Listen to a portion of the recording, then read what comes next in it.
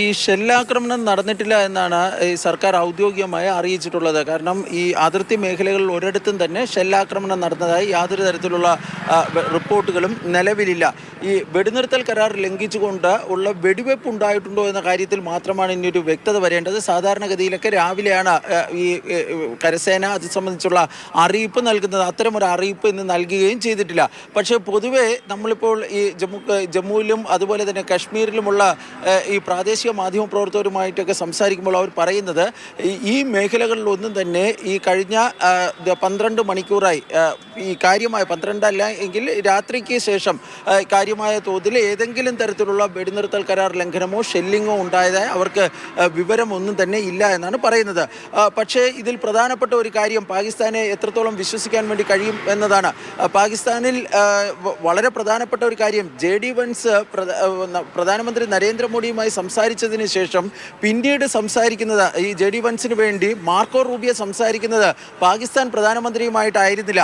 അത് അവിടുത്തെ സൈനിക മേധാവിയെ ആസിം മുനീറുമായിട്ടായിരുന്നു സംസാരിക്കുന്നത്. അതായത് അമേരിക്കയ്ക്ക് ഉൾപ്പെടെയുള്ള എല്ലാ ലോകശക്തികൾക്കും അറിയാവുന്ന ഒരു കാര്യം പാകിസ്ഥാനിൽ പ്രധാനമന്ത്രിക്ക് വലിയ ഒരു റബ്ബർ സ്റ്റാമ്പ് മാത്രമാണ്. അദ്ദേഹത്തിന് തീരുമാനങ്ങൾ എടുക്കുന്നതിനുള്ള അല്ലെങ്കിൽ ഇത്തരം സംഘർഷങ്ങളൊക്കെ കാര്യത്തിൽ അദ്ദേഹത്തിന് യാതൊരു തരത്തിലുള്ള വിലയും അവിടെ ഇല്ല എന്ന് അമേരിക്കയ്ക്ക് മനസ്സിലായത് കൊണ്ട് തന്നെയാണ് ആസിം മുനീറുമായി സംസാരിക്കുവാൻ വേണ്ടി അമേരിക്ക തയ്യാറായിരിക്കുന്നത് എന്ന് വേണം കരുതേണ്ടത്. കാരണം ആസിം മുനീർ എന്ത് തീരുമാനിക്കുന്നോ അതാകാം ഒരുപക്ഷെ പാകിസ്ഥാനിൽ നടക്കുന്നതെന്നൊരു വിലയിരുത്തലായിരിക്കാം ഈ അമേരിക്കയ്ക്കൊക്കെ ഉള്ളത്.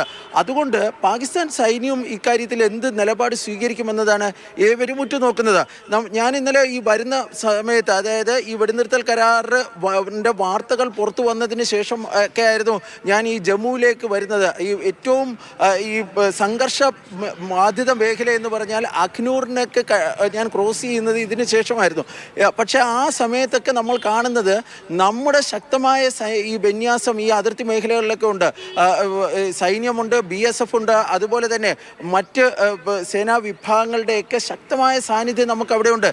ഏത് തരത്തിലുള്ള പാകിസ്ഥാൻ്റെ പ്രകോപനത്തിനും അതിനേക്കാളും അതിൻ്റെ 10 മടങ്ങ് ശക്തിയിൽ തിരിച്ചടിക്കാനുള്ള ശക്തിയും കെൽപ്പും നമ്മുടെ സൈന്യത്തിനുണ്ട്. അത് കഴിഞ്ഞ ദിവസങ്ങളിലെല്ലാം പാകിസ്ഥാൻ തിരിച്ചറിയുകയും ചെയ്തിരുന്നതാണ്.